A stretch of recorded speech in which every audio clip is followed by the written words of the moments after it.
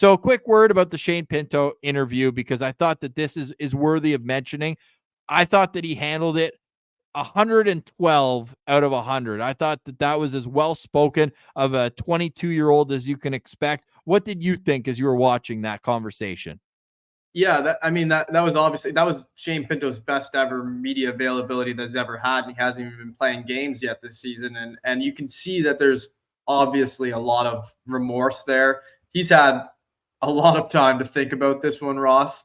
Obviously, I can imagine he was in a pretty dark place mentally, when this was all going down at this point in his career.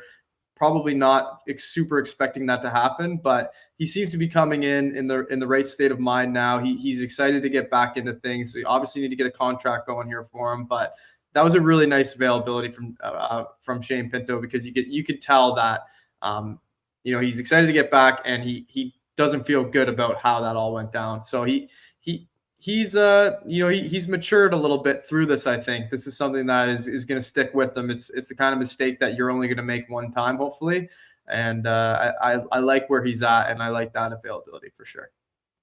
Yeah, and just an ultimate guys being dudes segment, Ross. You tweeted that out, and just right away he's like, it just feels so good to be back with the fellas, because that's the thing. You get suspended, you're away from the team, and it's similar to players have talked about it when they get injured. Like, you're not a part of that team like you want to be. You're not going through the motions with the boys. You're not going to all the meetings. You're practicing at different times. You're spending a lot of time with the sports therapists and things like that. Like, and if you talk to retired hockey players, they all say, what's the one thing you miss? Scoring goals? Nope. The paychecks? Probably a little, but they probably won't say that.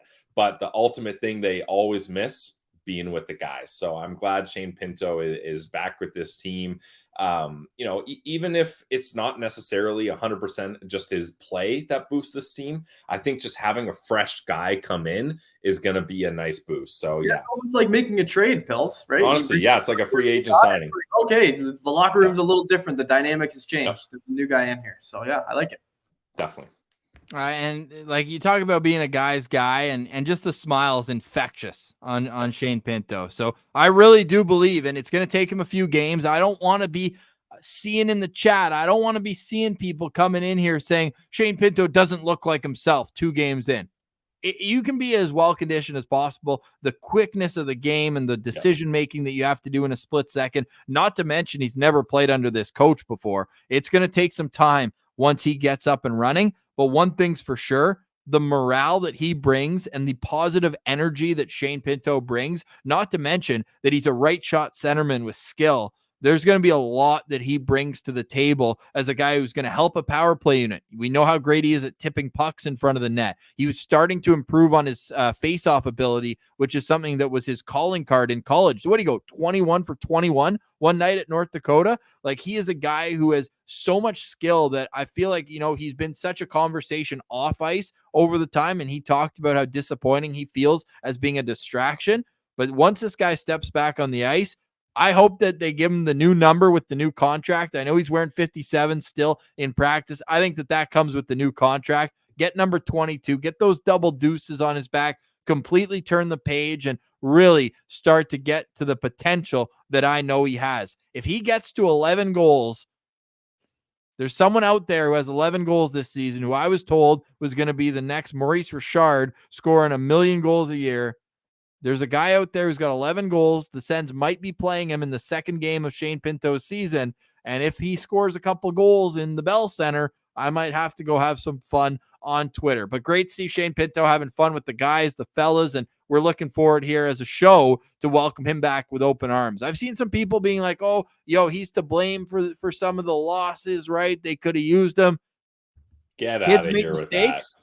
Kids make mistakes. He's back. And we're going to be the ringleaders of making sure that Shane Pinto is respected among the fan base, as he should be, for the skill and ability that he brings and the off-ice presence that he has as well. So I wanted to wrap up today's postcast, quick talk about Shane Pinto, because we missed that on Friday. We'd already recorded. And then through the weekend, obviously, there'll be more news to get to on Monday, breaking down this weekend that was, and a whole lot more on Monday's edition of Locked On Senators.